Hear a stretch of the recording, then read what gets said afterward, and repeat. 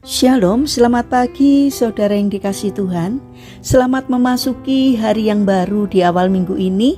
Kiranya saat ini saudara sekalian dalam keadaan baik, sehat dan diberkati Tuhan. Sebelum kita mendengarkan firman Tuhan dan renungan, mari kita berdoa. Tuhan Allah Bapa yang Maha Kasih, kami sungguh bersyukur atas kebaikan dan kemurahan-Mu, karena Engkau Tuhan yang selalu memberkati dan melindungi kami, sehingga kami pada pagi hari ini dalam keadaan baik. Terima kasih Tuhan atas setiap penyertaan-Mu, sehingga kami selalu merasakan pertolongan Tuhan. Jika saat ini kami akan mendengarkan firman-Mu, urapilah kami dengan Roh Kudus-Mu, agar kami dapat mengerti dan mempunyai pemahaman yang benar akan apa yang Tuhan sampaikan kepada kami melalui firman-Mu. Di dalam nama Tuhan Yesus Kristus, kami berdoa. Amin.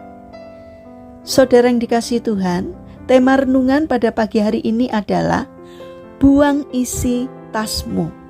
Bacaan diambil dari kitab Ibrani pasal 12 ayat yang ke-14.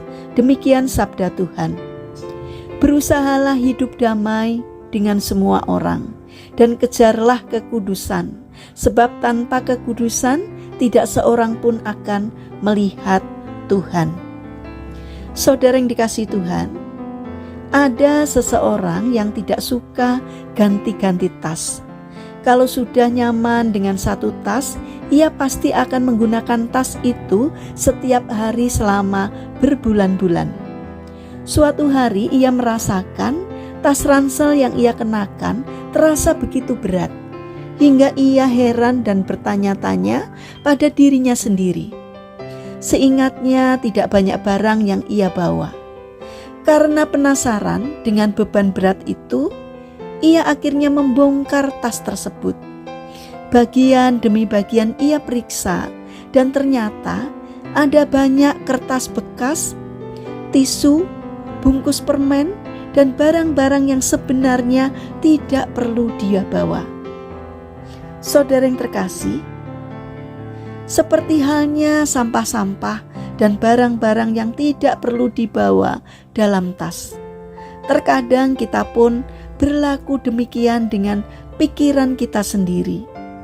Tidak jarang kita menyimpan pikiran sia-sia, seperti pesimis, merendahkan diri sendiri dan orang lain, mengeluh, bersedih, marah, dan sebagainya. Padahal ada hal yang jauh lebih penting untuk kita pikirkan, yaitu hikmat Allah yang lebih tinggi dari hikmat manapun. Hikmat Allah sangat penting bagi kehidupan kita sebagai pengikut Kristus, sebab tanpa hikmat dari Tuhan, kita tidak akan pernah bisa mengerti hal-hal yang sifatnya rohani. Tanpa hikmat Allah, kita akan sulit untuk memahami ajaran yang berasal dari Tuhan. Hikmat Allah hanya bisa kita miliki saat kita hidup bersama dengan Tuhan. Pertanyaannya, sudahkah kita membina hubungan yang dekat dengan Roh Allah? Saat ini marilah kita berkomitmen untuk hidup dalam kekudusan dan takut akan Allah. Karena hanya dengan demikianlah Roh-Nya yang kudus akan tinggal tetap dalam diri kita. Jangan sampai hati kita didapati penuh dengan sampah. Saudara yang dikasihi Tuhan, marilah kita bangun karakter rendah hati untuk mau bercermin memperbaiki diri, untuk taat dan tunduk pada pimpinan Tuhan. Mari kita berdoa. Tuhan Yesus yang baik, penuhilah kami dengan Roh-Mu, sehingga kami dapat menjaga kekudusan hidup kami. Tuhan, saat ini kami berdoa untuk saudara-saudara kami yang mengalami duka cita. Kiranya Tuhan memberikan penghiburan, memberikan kekuatan. Bagi yang sakit dan lemah fisik, kami mohon Tuhan berbelas kasih dan berkemurahan.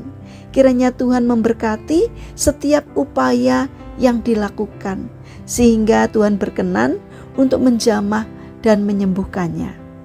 Kami juga mendoakan bagi saudara-saudara kami yang mengalami permasalahan dan kesulitan hidup. Kiranya Tuhan membimbing mereka sehingga mereka mampu menemukan jalan keluar. Dan kami memohon Tuhan berkenan hadir untuk menolong dan memberkati mereka. Kami juga ingin menyerahkan untuk setiap rencana dan aktivitas kami kepadamu. Berikanlah ketekunan dan semangat kepada kami di dalam menjalankan aktivitas kami hari ini. Kami memohon kiranya Tuhan memberkati apapun yang kami kerjakan. Terima kasih Tuhan atas setiap kebaikan dan kemurahan-Mu. Dalam nama Tuhan Yesus Kristus, kami berdoa. Amin. Puji Tuhan, saudara yang terkasih, kiranya firman Tuhan dan renungan pagi ini dapat menjadi berkat bagi kita semua. Haleluya.